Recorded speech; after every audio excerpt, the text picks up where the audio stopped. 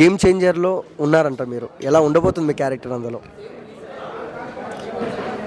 అది కూడా ఒక బేసిక్లీ ఒక మంచి క్యారెక్టరు, చాలా మితభాషి, బట్ మాట్లాడే 4-5 మాటలైనా చాలా పర్ఫెక్ట్గా ఉంటాయి అన్నమాట. అది ఓకే. అండ్ రామ్ చరణ్ గారితో వర్క్ ఎక్స్పీరియన్స్ ఎలా అనిపించింది సార్? వండర్ఫుల్, చాలా వండర్ఫుల్, మంచి మనిషి and very hard working person. చాలా బాగుంది. మా కళ్యాణ్ గారి సినిమా ఓజీ వండర్ఫుల్.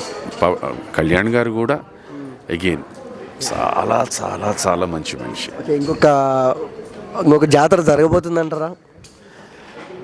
మేము ప్రతి సినిమా జాతర జరగాలనే మేము కోరుకుంటాం. ఆ ఉద్దేశంతోనే మేము అందరం వర్క్ చేస్తుంటాం. బట్ చూసేవాళ్ళ దీంట్లో ఏంటంటే ఆ టైంకి ఏదో ఎక్స్పెక్టేషన్స్తో వచ్చినప్పుడు దాన్ని ఏమాత్రం మేము చేరుకోలేకపోయేసరికి డిసప్పాయింట్మెంట్ ఉంటుంది.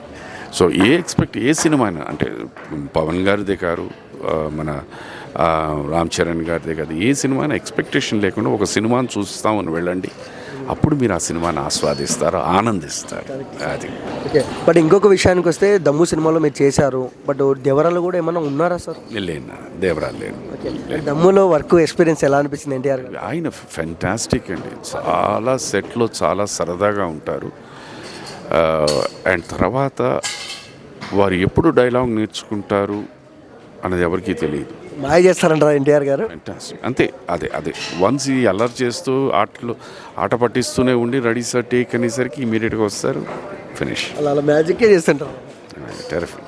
ఆయన జ్ఞాపశక్తిగా లేకపోతే ఆయన ఎఫర్ట్కి definitely hats off. And game on గురించి మన తెలుగు ప్రేక్షకులకు ఏం చెప్తారు సార్? చెప్పాను కదా, ఇది ఒక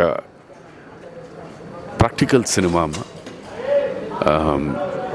మన జీవితంలో మనం తీసుకునే ఒక్కొక్కసారి ఒక్కొక్క డెసిషన్ మనని చాలా మలుపు తిప్పేస్తూ ఉంటుంది.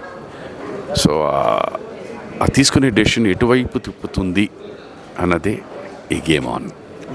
Thank you sir.